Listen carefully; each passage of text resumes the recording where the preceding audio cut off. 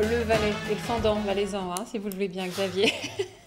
Pour nous intéresser à la prochaine échéance du FC Sion qui se passera du côté de Glasgow, vous l'avez compris, car depuis le tirage au sort d'il y a 2 semaines, il en est un qui travaille en coulisses, qui travaille dur pour tout connaître de l'équipe adverse. C'est bien entendu Laurent Rousset qui n'a pas hésité à envoyer des taupes sur place pour découvrir les secrets cachés du Celtic Glasgow. La preuve tout de suite en images.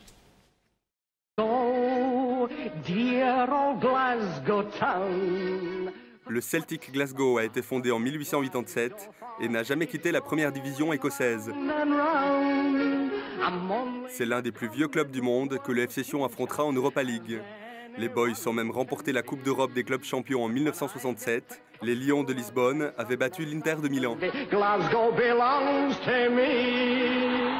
José Gonçalves a joué 3 saisons en Écosse. Il a affronté le Celtic une quinzaine de fois. C'est quelque chose de spécial. Quand on arrive là-bas, on le voit, on le sent, parce que les gens, ils vivent pour le foot, ils vivent pour le Celtic, ils vivent pour ce club. Et une fois qu'on est arrivé là-bas, il n'y a pas besoin de se parler ou se poser des questions, on le verra par nous-mêmes.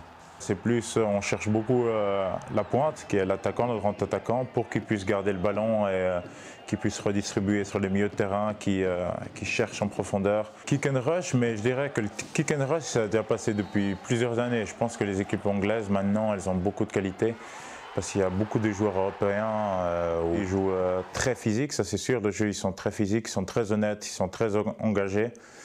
Donc, mais ils ont quand même des qualités, ils sont très forts. La vie du club est rythmée par le derby historique et engagé face aux Glasgow Rangers et par les coupes continentales. Les Boys jouent l'Europe chaque année. Frédéric Chassot a éliminé les Écossais 2 fois. Il a marqué 2 fois avec Samax et Zurich. Le Celtic, c'est une équipe qui s'impose régulièrement à domicile, qui a plus de peine à l'extérieur.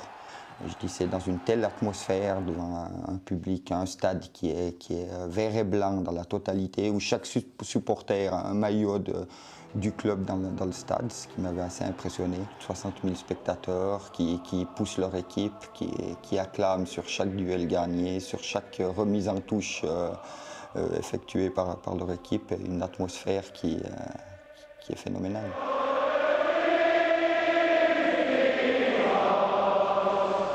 Aujourd'hui, ce sont 57 000 spectateurs qui colorent de vert le Celtic Park à chaque rencontre et qui chantent l'hymne mythique « You'll never walk alone », vous ne marcherez jamais seul.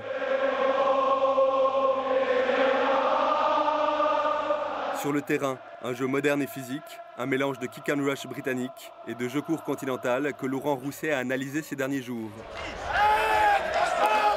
C'est les caractéristiques du football britannique, je veux dire dans l'engagement, quel que soit le joueur en situation de pouvoir récupérer un ballon, il va vous faire un tacle avec vraiment un engagement supérieur à ce que l'on peut voir en Suisse. Le ballon est au sol, ça peut jouer, ça peut se mettre sur du mouvement, sur de la vitesse, donc ça dégage une force, ça dégage une certaine sérénité, une certaine force.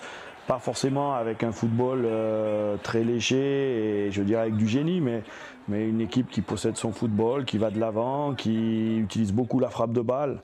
On s'est aperçu qu'à 25 mètres, ils n'hésitaient pas, je dirais, à vraiment cadrer. Cette saison, les joueurs du manager Neil Lennon ont remporté leurs 3 premières rencontres. Après s'être imposés à Édimbourg et à Aberdeen, les Verts ont écrasé 5-1 Dundee au Celtic Park samedi.